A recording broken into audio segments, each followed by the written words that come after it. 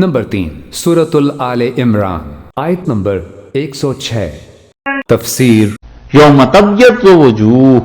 اور وہ دن جس دن عذاب آئے گا وہ کیسا دن ہے؟ دو ترجمے اس کے کیے گئے ہیں۔ تبیض وجوہ، جس دن چہرے سفید ہوں گے، وتسود وجوہ، اور جس دن چہرے سیاہ ہوں گے، اس دن عذاب ملے گا۔ ایک ترجمہ تو یہ کیا گیا ہے کہ سفید چہرے یعنی پر نور چہرے، اور تسود وجوہ چہرے سیاہ پڑ جائیں گے یعنی تاریکی اور ظلمت ان پر چھائی ہوئی ہوگی۔ کچھ لوگ نورانی چہروں کے اور کچھ لوگ ان پہ نحوست پھٹکار برس رہی ہوگی، یا تو یہ، اور یہ وہ کہتے ہیں یعنی حقیقتاً یہ خوش و خرم ہوں گے، خوشی والا چہرہ،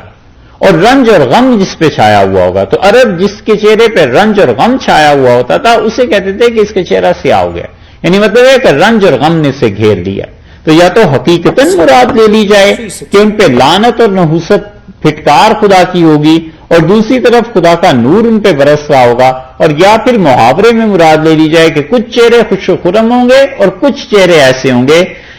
جو خوش نہیں ہوں گے، ناخوش ہوں گے۔ فَأَمَّا الَّذِينَ اسْوَدَّتْ وُجُوهُهُمْ، پس ایسے لوگ نسودت سیاہ ہو جائیں گے، وجوہہم ان کے چہرے،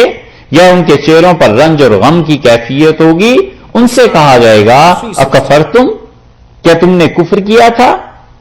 بعد ایمانکم، ایمان لانے کے بعد،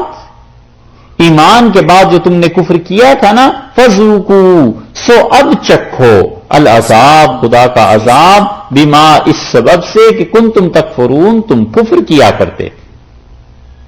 یہ آیت کن کے بارے میں نازل ہوئی ہے؟ اوپر بات چل رہی ہے کہ دیکھو مسلمانوں، تم ایسے نہ ہو جانا جن میں تفرقہ اور اختلاف پیدا ہو جائے،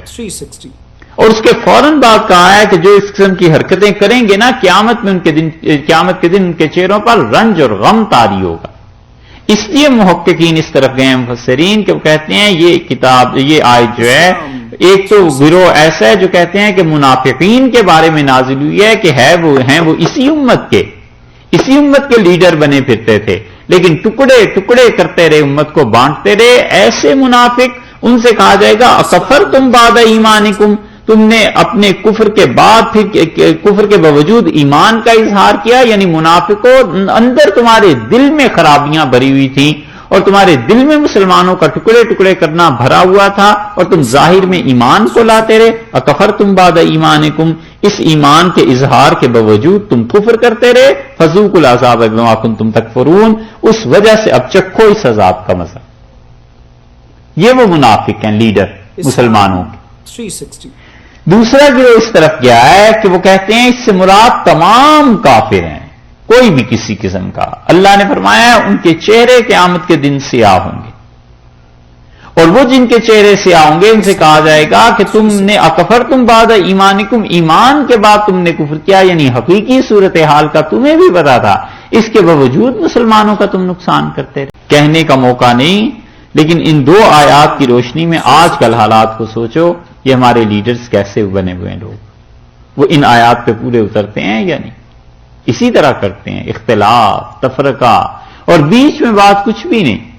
پھر جب ان کو کوئی مشترکہ دشمن اور مل جائے گا یہ سب اکٹھے ہو جائیں گے اس کے خلاف۔ یہ چیزیں